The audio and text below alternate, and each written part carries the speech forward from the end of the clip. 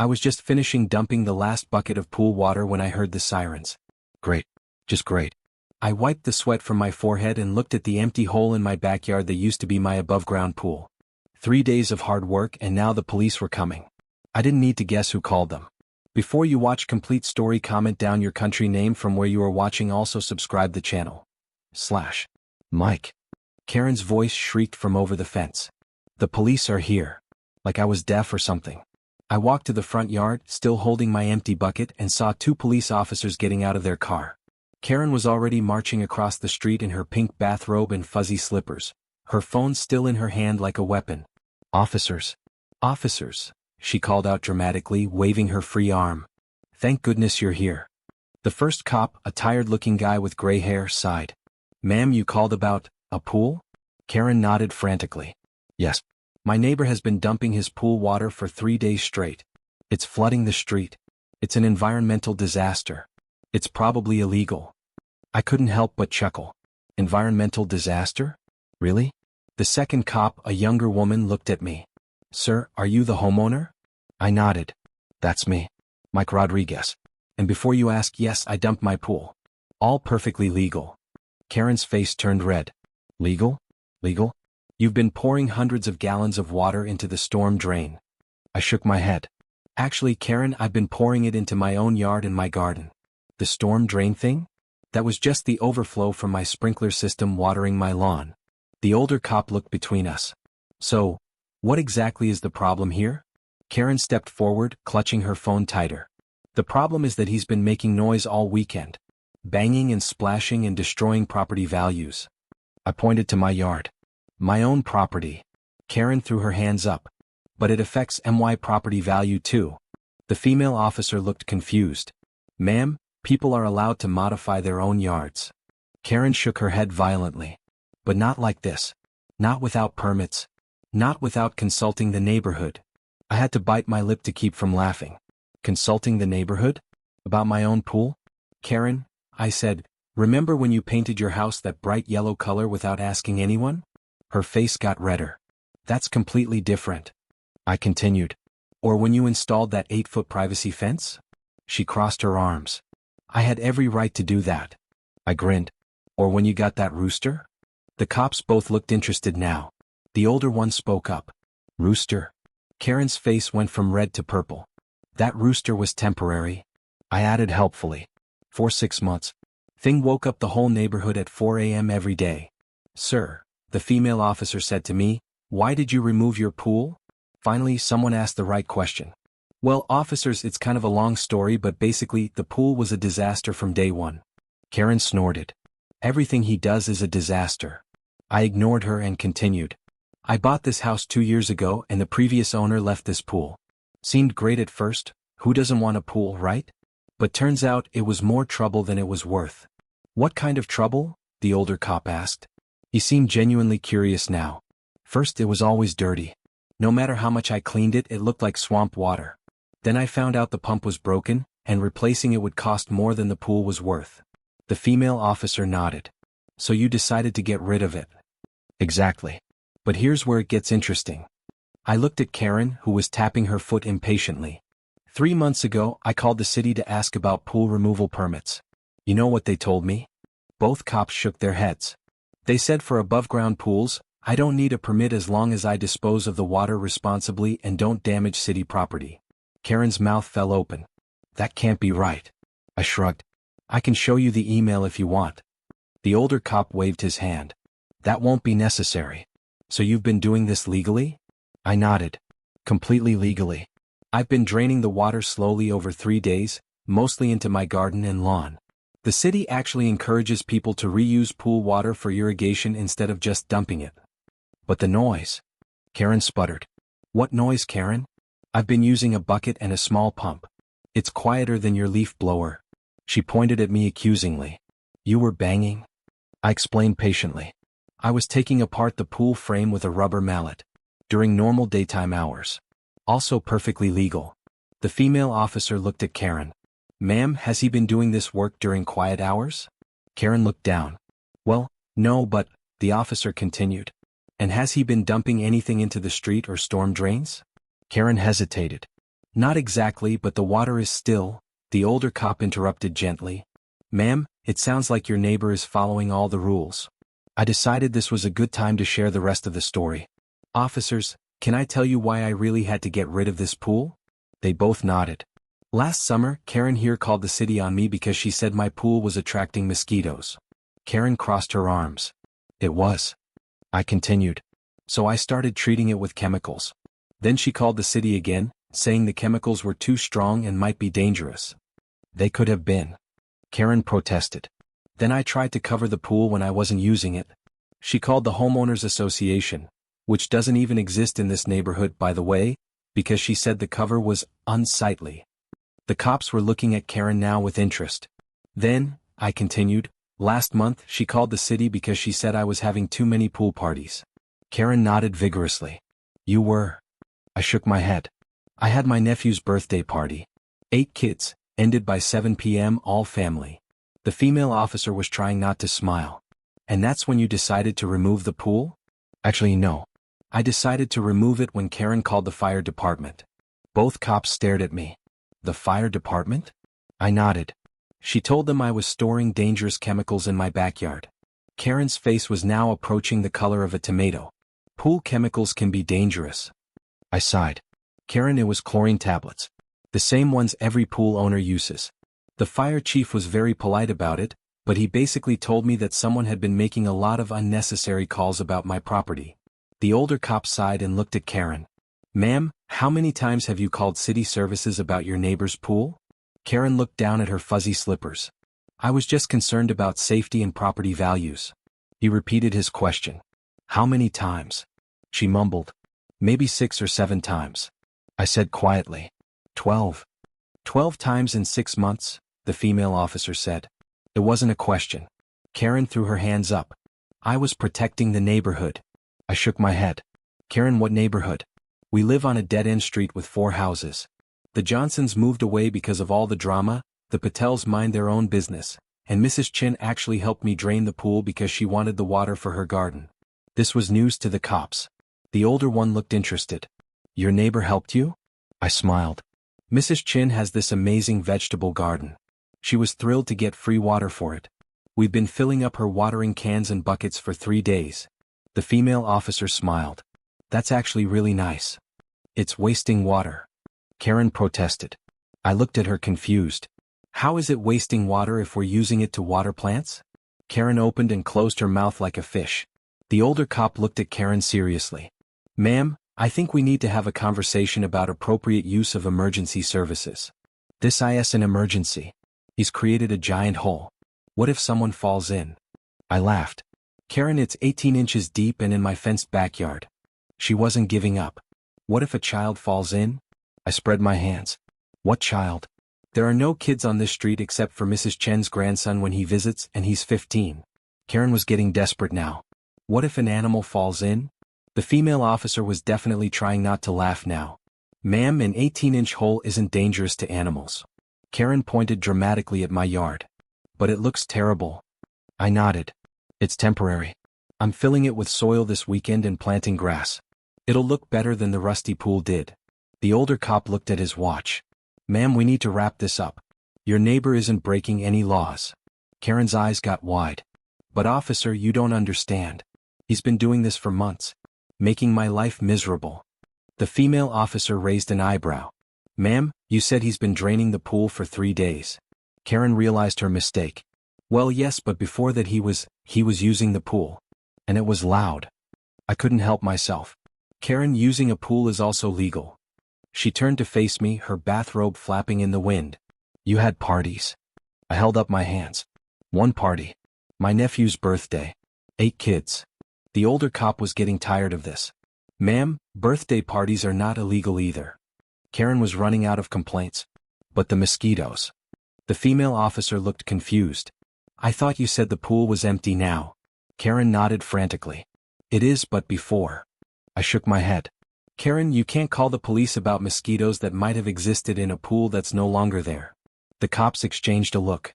The older one spoke first. Ma'am, we're going to need you to stop making unnecessary calls to emergency services. Karen's mouth dropped open. Unnecessary? I'm protecting this neighborhood. The female officer shook her head. Ma'am, you've called 12 times about illegal pool removal. That's misuse of city resources. Karen looked around desperately. But what about my property values? The older cop sighed. Ma'am, your neighbor improving his yard by removing a broken pool will probably help your property values. This seemed to break Karen's brain. She stood there opening and closing her mouth like a fish again. Officers, I said, I really appreciate you coming out here, but I think we're done. The female officer nodded. Mr. Rodriguez, you're free to continue your project. Just keep following the city guidelines. I smiled. Will do. She turned to Karen. Ma'am, please think carefully before calling emergency services again. Make sure it's actually an emergency. Karen stood there in her pink bathrobe looking defeated. But. The older cop was already walking back to the car. Have a good day, folks. The female officer followed him, leaving Karen and me standing in my driveway. Karen looked at me with narrowed eyes. This isn't over, Mike? I shrugged. Karen, it was over before it started. I'm just removing a broken pool from my own yard. She huffed and marched back to her house, her fuzzy slippers making little puffing sounds on the pavement. I watched her go, then looked at my empty pool space. Tomorrow I'd fill it with soil and plant some grass. Maybe even put in a nice flower bed. I bet Mrs. Chen would give me some gardening advice. She seemed to know what she was doing with plants. As I was thinking about flowers, I heard a car door slam. I looked up to see Mrs. Chen walking over from her house, carrying 2 glasses of lemonade. Mike, I saw the police cars. Everything okay? I grinned and took one of the glasses. Everything's fine, Mrs. Chen.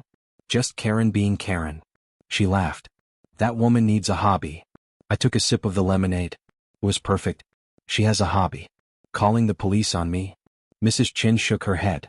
You know, in my country we have a saying. The loudest person in the room is usually the emptiest. I almost choked on my lemonade. Mrs. Chen, that's perfect. She smiled. My grandson taught me that one. He's very wise for 15. We stood there drinking lemonade and looking at my empty pool space. What are you going to plant there? She asked. I thought about it. I was thinking maybe some flowers. Something colorful. She nodded approvingly. Flowers are good. They make everyone happy. Even grumpy neighbors. Even Karen? I asked. Mrs. Chen considered this. Maybe not Karen. But everyone else. We both laughed. It felt good to laugh after all that drama. Mrs. Chen, can I ask you something? She nodded. Why didn't you ever complain about my pool? I mean, it was pretty ugly. She shrugged. It was your pool. Your yard. Your business.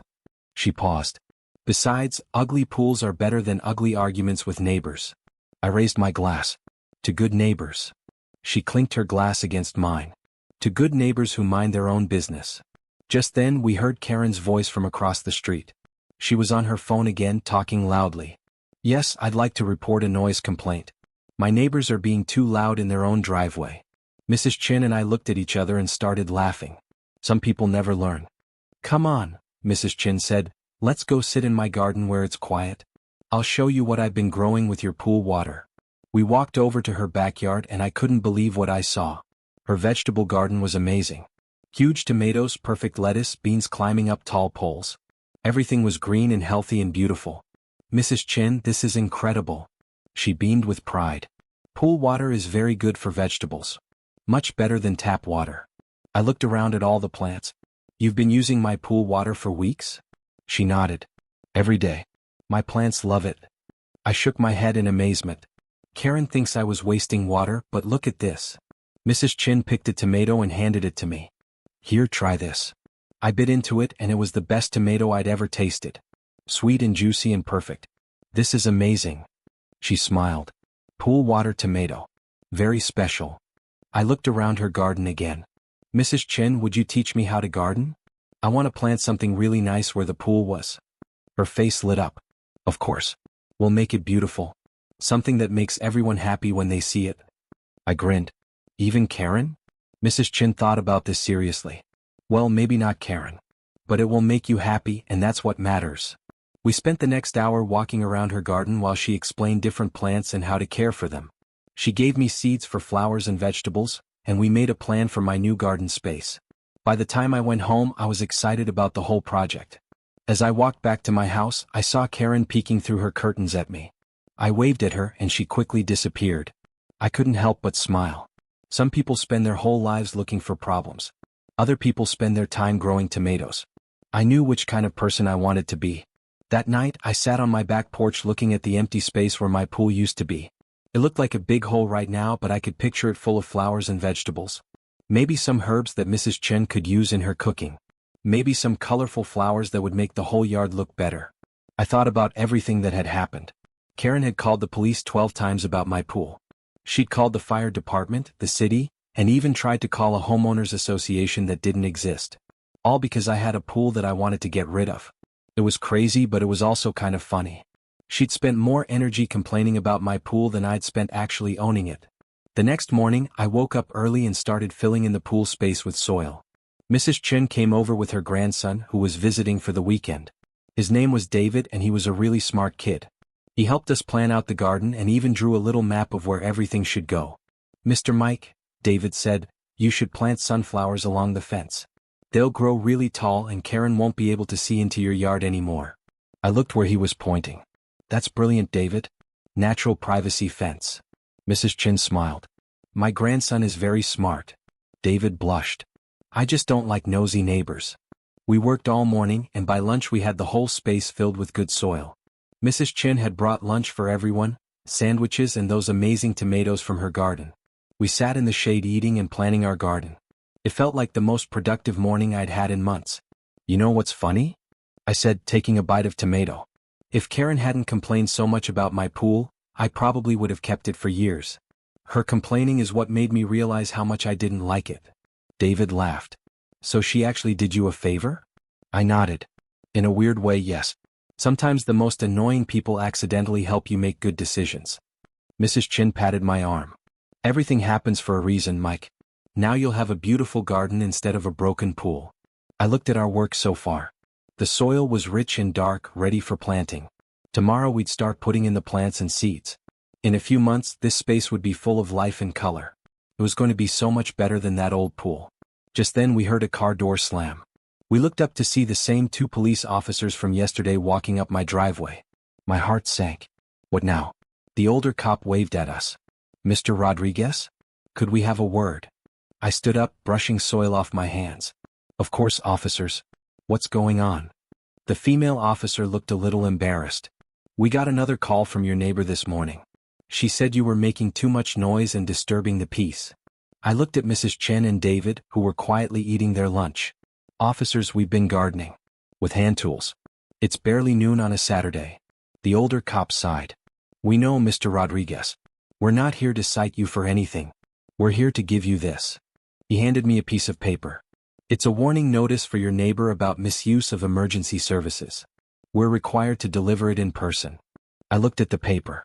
It was official city letterhead, warning Karen that she could be fined for making false or unnecessary police reports. "You want me to give this to her?" The female officer shook her head. "No, we need to give it to her directly. We were hoping you could help us understand what happened this morning." I explained about our gardening project and how quiet we'd been. David spoke up. "Officers, I've been here all morning. We've been using hand shovels and watering cans. It's been really quiet." Mrs. Chin nodded. "Very peaceful morning. Good for gardening." The older cop made some notes. "And Mrs.?" He looked at Mrs. Chen.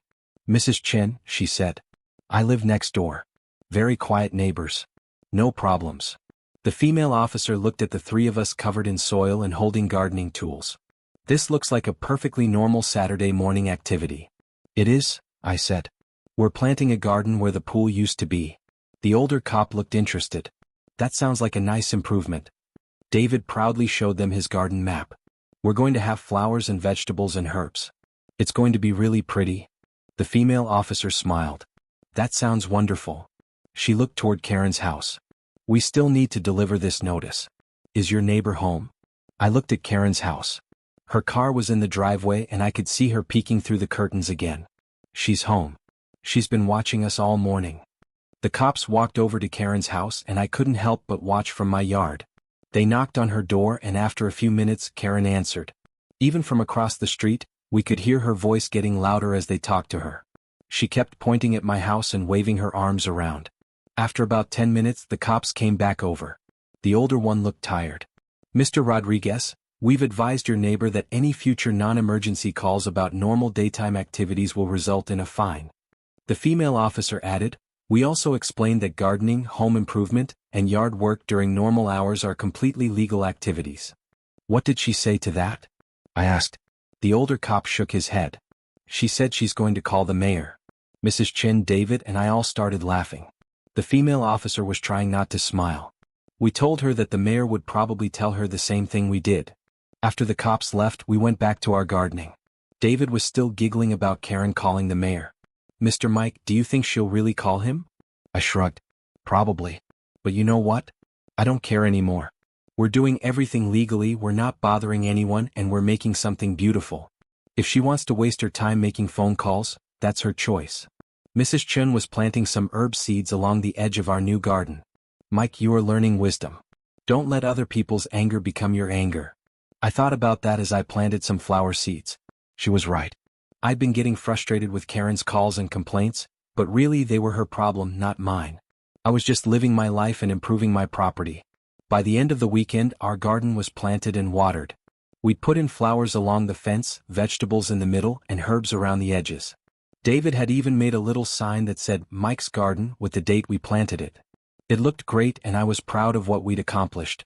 Monday morning, I was getting ready for work when I heard a knock at my door. I opened it to find a man in a suit holding a clipboard. Mr. Rodriguez? I'm Jim Peterson from the mayor's office. I understand you've been having some neighbor disputes? I invited him in and explained the whole situation. He listened patiently, taking notes. When I finished, he shook his head. Mr. Rodriguez, I have to apologize. Your neighbor has called our office 6 times since Friday. She's complained about your pool removal, your gardening, your lawn mowing, and something about loud talking in your driveway. I couldn't help but laugh. Loud talking? He nodded. She said you and your neighbors were having a party in your driveway and disturbing the peace. I shook my head. Mr. Peterson, that was Mrs. Chin and her grandson helping me plan my garden. We were drinking lemonade and looking at seed packets. He made more notes. The police department has already briefed us on the situation. They said you've been following all city ordinances and that your neighbor has been making excessive complaints. He looked up from his clipboard. I'm here to let you know that the city is taking this seriously. We can't have residents abusing emergency services. What does that mean? I asked. He explained that Karen had been flagged in the city system as making unnecessary complaints. Any future calls from her would be reviewed more carefully, and she could face fines if she continued to misuse city services. We want good relationships between neighbors, but we also need people to understand that emergency services are for actual emergencies. After he left, I called Mrs. Chen to tell her about the visit. She laughed when I told her about the loud talking complaint. Mike, I think your neighbor needs professional help. I was starting to agree with her. This was beyond normal neighbor disputes. This was obsessive behavior. That evening, I was watering my new garden when Karen came marching over. She looked angrier than I'd ever seen her. Mike, this has gone too far. I kept watering my plants. What's gone too far, Karen? She pointed at my garden. This. All of this. You're doing this just to spite me. I looked at her like she was crazy. Karen, I'm planting flowers. She crossed her arms. Don't play dumb with me. You removed that pool just to make me look bad. I set down my watering can. Karen, I removed the pool because it was broken and ugly. The garden is just a nice way to use the space. She wasn't buying it. You're trying to make my yard look bad by comparison. I looked at her yard, which was mostly brown grass and some dying bushes. Karen, your yard looked like that before I did anything. Her face turned red. That's not the point. The point is you're doing this to upset me.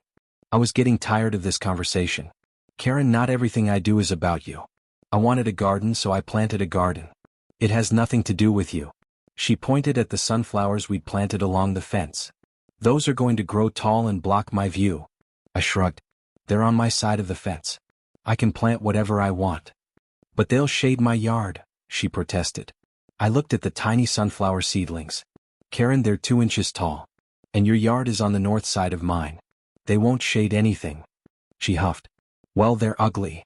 I looked at the neat rows of plants and flowers. Karen, they're seedlings. Give them a chance to grow.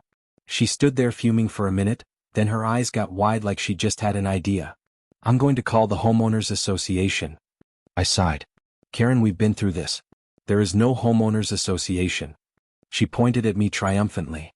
Then I'll start one. And the first rule will be no gardens without approval. I had to laugh. Karen, you can't just start an HOA and make up rules for existing properties. She nodded vigorously. Yes, I can. I'll get all the neighbors to sign up. I looked around our street. Karen, there are 4 houses on this street. The Johnsons moved away because of all this drama, the Patels won't talk to you anymore, and Mrs. Chen likes my garden. Her face fell a little. Well, I'll get other people to join. I picked up my watering can again. Good luck with that, Karen. She stood there for another minute, then stormed back to her house. I watched her go and shook my head. This woman was unbelievable. 2 weeks later, my garden was starting to look really good. The flowers were blooming, the vegetables were growing, and the herbs smelled amazing. Mrs. Chen came over every evening to help me water and check on the plants. David visited on weekends and was amazed at how fast everything was growing. One Saturday morning, I was outside pulling some weeds when a car pulled up. A woman got out carrying a clipboard and looking very official. Mr. Rodriguez? I stood up and brushed the dirt off my hands. That's me. She smiled. I'm Lisa Martinez from the City Planning Department. I understand you've created a nice garden here? I was confused. Yes, ma'am. Is there a problem? She shook her head. Oh no, quite the opposite. We received a call from someone complaining about unpermitted landscaping, but when we looked into it, we discovered you've done something really wonderful here. She walked around my garden, taking notes and pictures. This is exactly the kind of sustainable urban gardening we're trying to encourage. You're using recycled water, native plants, and organic methods. I felt proud. Thank you. Mrs. Chen has been teaching me a lot about gardening. Mrs. Chen? She looked interested. Is that your neighbor? I pointed to Mrs. Chen's house. Yes, she's an amazing gardener. She's been helping me learn. Lisa Martinez made more notes. Would it be possible to speak with her?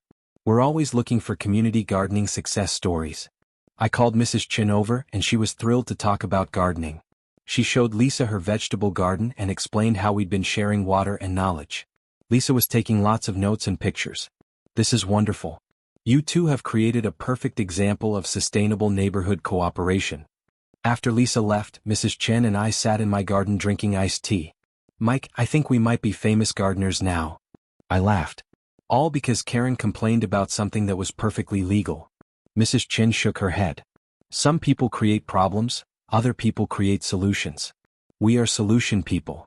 A few days later, I got a call at work from Lisa Martinez. Mr. Rodriguez, I have some exciting news. The City Council is considering featuring your garden in our annual Sustainable Living newsletter. Would you be interested? I was amazed. Really? They want to feature my little garden? It's not just the garden, she explained. It's the whole story. How you turned a problem into a solution, how you're working with your neighbor to create something beneficial for the community. It's a great example of positive urban development. I agreed to the feature, and a few weeks later a photographer came out to take pictures of the garden. Mrs. Chen and I posed with our vegetables and flowers. David was visiting that weekend, so he got to be in some of the pictures too. It was really exciting. The newsletter came out a month later and there we were on the front page. From pool to paradise, neighbors create sustainable garden community. The article talked about how I'd converted my old pool space into a productive garden and how Mrs. Chen and I had been sharing resources and knowledge. It even mentioned David's involvement and how the project was bringing different generations together. I was so proud of that article. I made copies for everyone, Mrs. Chen, David, even my nephew whose birthday party had been one of Karen's complaints. It felt good to see something positive come out of all the drama. Of course, Karen was not happy about the article. The day it came out, she came marching over with a copy in her hand. Mike, this is ridiculous. They're making you sound like some kind of hero. I was watering my tomatoes, which were getting huge. I'm not a hero, Karen. I just planted a garden. But they're saying you're a model for the community. She waved the newsletter around. What about all the problems you caused? I looked at her confused. What problems, Karen? I removed a broken pool and planted some flowers. She huffed. The noise. The disruption. The property values. I gestured toward my beautiful garden. Karen, look around. Do you really think this hurts property values? She looked at the colorful flowers, the healthy vegetables, and the neat pathways Mrs. Chen and I had created. For a moment she seemed almost confused. Then her face hardened again. Well, it's still not fair that you got all this attention. That's when I realized what this was really about. Karen wasn't upset about noise or property values or any of the things she'd been complaining about. She was jealous. She wanted attention, and she was upset that I was getting positive attention for doing something constructive while she was getting negative attention for complaining. "Karen," I said gently, "why don't you plant a garden too? I bet Mrs. Chen would help you. She loves teaching people about gardening." Karen's face went through several expressions: surprise, consideration, then back to anger. "I don't want your help. I don't want her help. I want things to go back to the way they were." But things couldn't go back to the way they were. My pool was gone, my garden was thriving, and the whole neighborhood was better for it. The Patels had started saying hello again now that there wasn't constant drama. Mrs. Chen was happier because she had someone to share her gardening knowledge with. Even David was excited to visit more often because he enjoyed working in the garden. A few months later, something amazing happened. I was out in my garden one evening when I heard voices from Karen's yard.